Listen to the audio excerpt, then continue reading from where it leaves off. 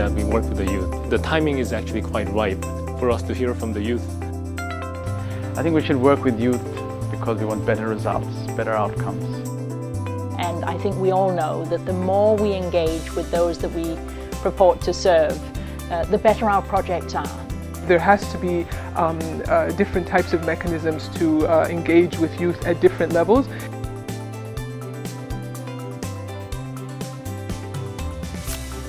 What value do young people bring in development sector?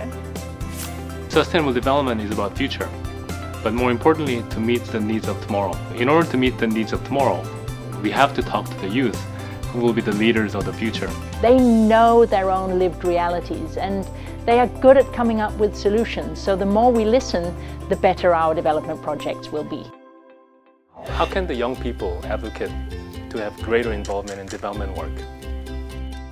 The key is networking and alliances with adults in the space. It's about really taking action by surrounding yourself with the right bunch of people, surrounding yourself with the right mentorships, and actually really putting out quality work.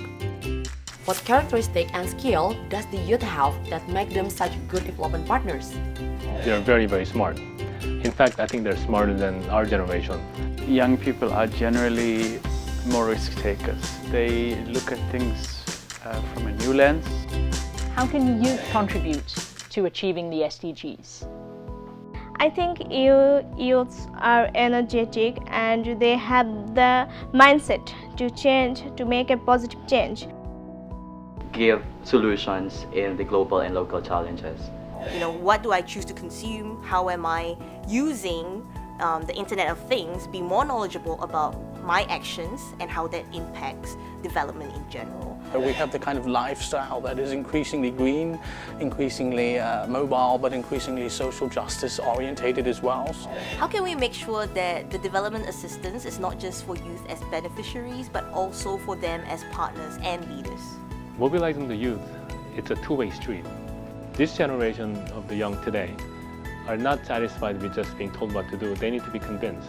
I think the first thing is that a lot of organizations needs to unlearn how to engage with young people. It's not just about having them in the room. It's not listening to them briefly. It is about really engaging with their ideas, testing them, sometimes piloting them, seeing what works, what doesn't work. So I think if we want a realistic understanding of the problem so that we can begin to design solutions, we're going to have to hear from youth themselves.